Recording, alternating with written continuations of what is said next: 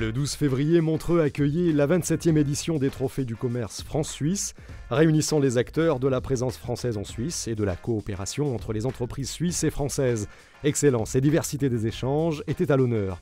Il y a bien sûr le développement du commerce courant, mais au-delà du commerce courant, des filiales locales, des filiales croisées en France, en Suisse, des co-entreprises. Un événement parrainé par Yvan Bourgnon, heureux de faire partager sa passion de marin et d'aventurier hors du commun.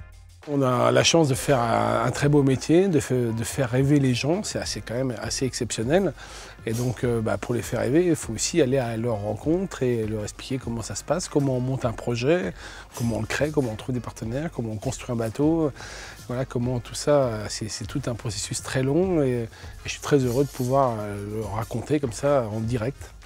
Le prix du développement suisse vers la France a récompensé la société de transport helvétique TMR SA.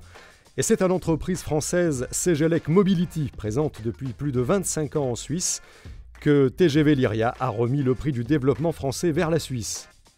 Le groupe français Savencia a quant à lui obtenu le prix du volontariat international en entreprise.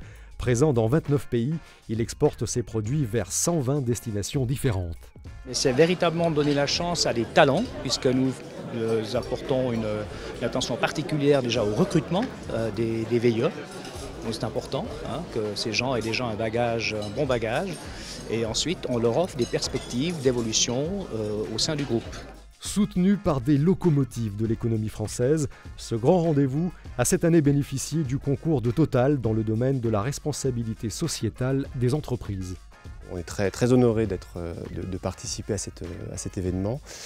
Total est engagé pour une énergie meilleure. Meilleure, ça veut dire plus sûre, plus efficace, plus innovante.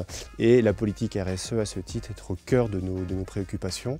Présent également le constructeur automobile Renault, venu soutenir les jeunes entreprises, mais aussi booster son développement en Suisse. C'est une occasion exceptionnelle de rencontrer des personnes qui travaillent avec d'autres idées, avec d'autres perspectives. Donc là, on cherche aussi un peu l'innovation, la créativité aussi. Donc avec ça, on peut vraiment s'enrichir. Le prix de l'innovation a d'ailleurs distingué CSEM Onera, un partenariat franco-suisse dans le domaine de l'aéronautique, pour la mise au point d'une peinture sensible à la pression. L'industrie et la technologie étaient aussi à l'honneur, avec un prix remporté par eSmart, la solution de 2 jeunes Suisses, pour mieux gérer nos ressources énergétiques via notre smartphone. Enfin, le prix du développement durable a récompensé la démarche RSE des laboratoires Pierre Fabre, jugée exemplaire par l'AFNOR Certification.